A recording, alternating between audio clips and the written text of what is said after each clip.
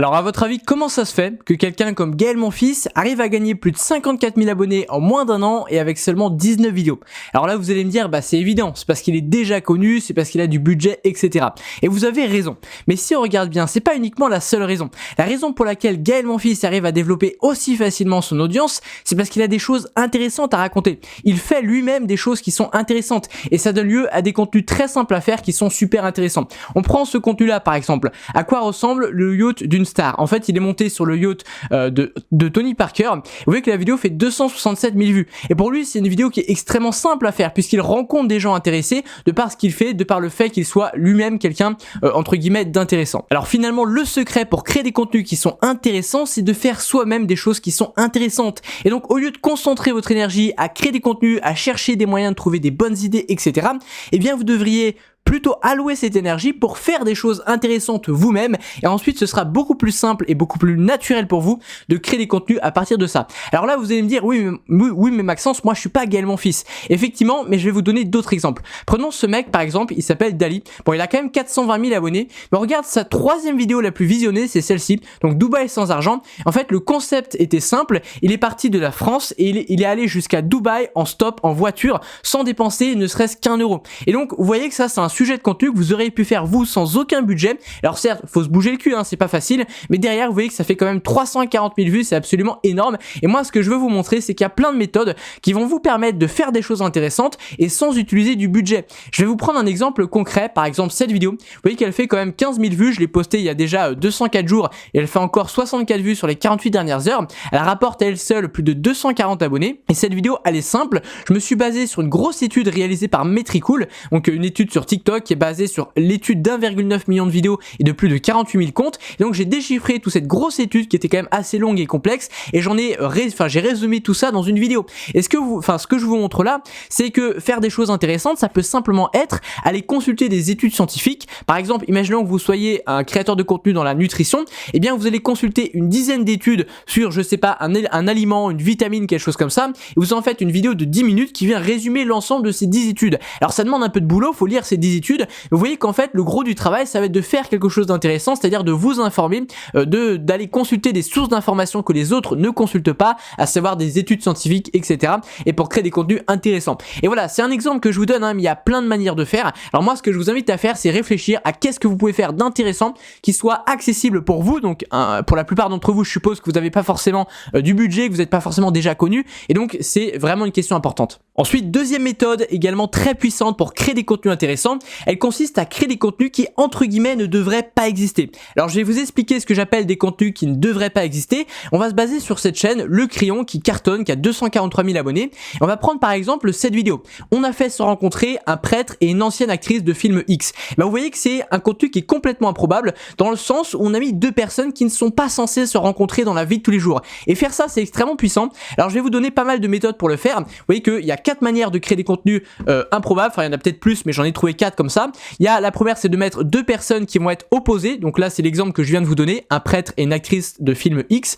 Et deuxième exemple, ça peut être de prendre deux thématiques qui sont complètement opposées et vous allez réfléchir à comment est-ce que vous pouvez faire un pont entre ces deux thématiques pour créer justement un contenu qui va être intéressant. Et forcément, puisque les gens n'ont pas l'habitude de voir ce genre de contenu et que personne ne le fait, eh bien tout de suite, ça va créer un contenu qui va être plus intéressant, qui va se distinguer et qui va être original. Deuxième chose, vous allez pouvoir associer deux sujets qui sont normalement complètement opposés.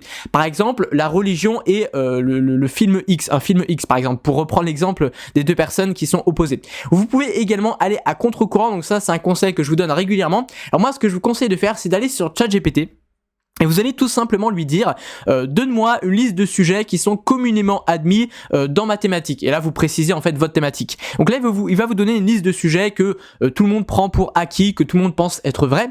Et ensuite vous allez vous allez en choisir un de ces sujets qui vous parle et vous allez dire cette fois à ChatGPT de vous donner des arguments qui vont à contre-courant, qui vont justement mettre en perspective cette façon de penser. Parce qu'il y a toujours un moyen, même peu importe ce que vous dites, il y a toujours un moyen de mettre en perspective ce que vous avez dit. Rien n'est une vérité absolue absolu en tout temps, tout lieu, enfin rien n'est fondamentalement vrai, et du coup ça donne lieu à des contenus extrêmement intéressants. Au fait, avant de poursuivre, j'ai un cadeau pour vous, c'est un document qui regroupe 10 prompts ChatGPT qui sont personnalisables et qui vont vous permettre de créer des contenus plus facilement, plus vite et de meilleure qualité. Donc c'est complètement gratuit, vous pouvez récupérer ça gratuitement sur le premier lien en description. Alors ensuite, troisième méthode pour créer des contenus qui vont captiver, intéresser vos spectateurs, eh bien ça consiste à choisir des sujets qui occupent déjà l'esprit de vos spectateurs. Alors ce que j'appelle des sujets qui occupent l'esprit des spectateurs, eh bien ce sont des sujets auxquels ils ont déjà réfléchi, auxquels ils ont déjà pensé, c'est-à-dire des sujets qui sont liés à l'actualité, qui sont des sujets chauds et qui d'ailleurs sont souvent des sujets politiques. D'ailleurs on a plein de chaînes qui sont des médias un peu foireux qui bombardent les vidéos, avec Le Parisien a posté 14 000 vidéos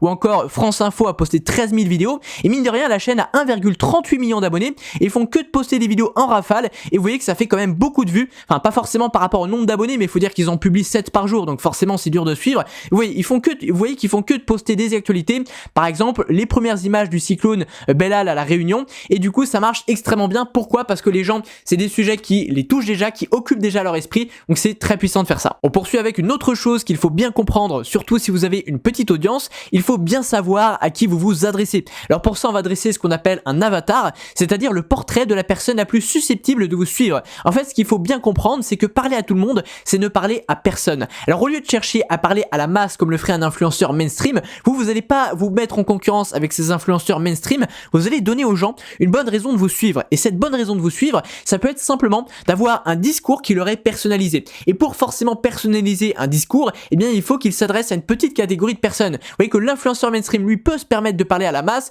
mais vous ne jouez pas sur tous les tableaux, cherchez plutôt à conquérir une petite catégorie de personnes, ce sera déjà mieux que rien. Et vous savez, YouTube c'est vaste, hein, donc on peut déjà avoir une grosse audience en touchant qu'une petite catégorie de personnes. Et ensuite, si vous voulez élargir votre audience, vous pourrez le faire par la suite. Mais l'inverse n'est pas possible. On peut pas commencer en ayant un discours lisse comme si on était influenceur mainstream, parce qu'on ne donne aucune raison aux gens de nous suivre, alors qu'ils peuvent directement aller suivre les gros influenceurs. Alors voilà, dressez les caractéristiques en fait d'une personne précise et personnalisez-leur votre discours, vos messages, vos contenus, vos sujets de contenu.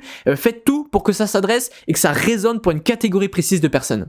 Dans la même idée, pour créer des contenus intéressants, il va falloir que vous arriviez à faire en sorte que les gens s'attachent à vous. Et pour ça, il faut mettre en avant votre personnalité. C'est ce qu'on appelle faire du personal brand. Donc il y a plusieurs méthodes pour le faire que je vais vous présenter. Et il y en a notamment une qui est extrêmement puissante, c'est de faire du building public. Ça consiste tout simplement à documenter votre parcours de façon très authentique. Je vous rappelle qu'il y a une polarisation sur YouTube. On a soit des créateurs mainstream qui vont être très artificiels avec des scripts scriptés mot pour mot, des super montages, des super effets, enfin des contenus qui sont pas du tout authentiques mais qui sont très artificiels, très bien faits. Donc soit les gens veulent voir ça, mais pour ça ils vont voir les influenceurs mainstream, ou alors à l'inverse, ils préfèrent des petits créateurs mais qui vont jouer sur l'authenticité. C'est ça qui leur force et c'est ça qu'on trouve chez eux, qu'on ne trouve pas chez les gros créateurs. Donc quelqu'un qui le fait très bien, c'est ce petit créateur. Je vous en ai déjà parlé dans pas mal de vidéos. Et en fait ce qu'il fait, c'est qu'il construit une cabane en bois dans les bois, hein, tout simplement. Et donc il documente tout ce qu'il fait. Vous voyez que là il est déjà à l'épisode 30, 32 et donc ça marche plutôt bien. Il fait une moyenne de 10 000 vues par vidéo, ce qui est très très bien sur YouTube en vue de son nombre d'abonnés qui est de 11 700, parce que c'est très difficile, c'est très rare qu'un créateur arrive à faire autant de vues qu'il n'a d'abonnés. Et pourquoi ça marche? Eh bien parce qu'il est authentique et parce qu'il documente tout de A à Z. Alors je vous montre également un petit document sympa qui regroupe 10 méthodes pour parler de soi de façon efficace. Donc vous allez pouvoir par exemple partager vos valeurs. Donc c'est souvent parce qu'on a les mêmes valeurs que quelqu'un qu'on va s'y attacher fortement. Donc c'est très puissant pour faire un filtre, mais filtrer les bonnes personnes qui vont vous suivre longtemps. Vous pouvez également partager votre vision, partager vos réussites, vos échecs, partager les raisons qui vous ont poussé à vous lancer, à faire ce que vous faites, partager votre bilan du mois, partager vos découvertes, partager vos prises de conscience, partager votre histoire, votre parcours, etc. Enfin bref, il y a plein de façons de faire, je les résume sur ce document que vous pouvez également récupérer sur le premier lien en description. Pareil, c'est gratuit, vous recevrez tous les documents mentionnés d'un seul coup. Ensuite, il y a une petite astuce que je trouve extrêmement puissante pour enrichir vos contenus. Elle consiste simplement à vous créer une note sur votre téléphone que vous allez appeler réflexion permanente. Alors qu'est-ce que c'est que cette petite note? Eh bien, c'est un endroit où vous allez stocker toutes vos petites réflexions que vous avez au quotidien, parce que sans vous en rendre compte, à longueur de journée, vous avez des pensées, vous allez penser à certaines choses qui sont liées à votre thématique, et tout ça, c'est une vraie mine d'or, c'est un vrai nid à idées auquel on ne pense pas à exploiter. Pourtant, il y a vraiment plein de choses. Donc moi, ce que j'aime bien faire, par exemple, c'est dans ma note réflexion permanente, eh bien, je vais la diviser en plein de sous-notes que je vais classer par thème. Donc il y aura par exemple le thème vente, ensuite le thème création de contenu, le thème copywriting, etc. Donc ensuite, dès que j'ai une réflexion, je vais directement la noter sur mon téléphone. C'est pour ça que c'est important d'avoir sur ce téléphone, parce qu'il faut que vous puissiez les noter à tout moment. Parce que voilà, ces idées, elles pourront vous venir pendant que vous faites une promenade, une balade en forêt, ce que vous voulez. Voilà, donc si j'ai une idée, par exemple sur la vente, hop, je vais la classer là. Sur le copywriting, je vais la classer là, etc. Et franchement, ça donne lieu à des contenus qu'on n'a pas l'habitude de voir. Et je vais vous donner un exemple très concret. Imaginons que vous soyez comme moi créateur de contenu, ce qui est probablement le cas si vous regardez cette vidéo, et vous avez essayé de tourner une vidéo. Sauf qu'aujourd'hui, vous n'êtes pas en forme, vous avez du mal, et de manière générale, vous avez du mal à être à l'aise en vidéo, etc. Ou en tout cas sous ce format, en facecam, devant la caméra, c'est difficile pour vous. Alors, vous êtes en train d'abandonner, et là, vous commencez à réfléchir, et vous vous dites, eh bien, comment est-ce que je pourrais faire pour trouver un autre format qui soit plus facile pour moi, avec lequel je sois plus à l'aise, ou en tout cas que je puisse apprendre à être à l'aise avec ce format pour ensuite peut-être revenir vers l'autre. Et ça, c'est une réflexion que vous avez dans votre tête. Peut-être que vous allez trouver la solution. Et tout ça, c'est une réflexion qui est super intéressante à partager, parce que tous les gens qui sont créateurs comme vous, ils rencontrent les mêmes problèmes. Donc non seulement ils ont envie d'avoir la solution, et ils seront contents de voir déjà qu'ils ne sont pas les seuls à avoir ce problème, et ils seront contents de voir qu'ils ont eu comme vous une réflexion à peu près similaire, avec peut-être d'autres pistes qui vos pistes pourront les aider. Et donc c'est vraiment une méthode très intéressante. À présent, je vous invite à rejoindre plus de 5000, même 6000 maintenant, entrepreneurs et créateurs sur mon groupe Telegram. Ça se passe sur le deuxième lien en description, c'est gratuit. Je vous partage chaque semaine mes meilleurs conseils pour vous aider à développer votre audience, à développer vos revenus, même avec une petite audience, en la monétisant bien. Et puis quant à moi, je vous dis à très bientôt. Pensez au pouce bleu pour me soutenir. Ciao ciao.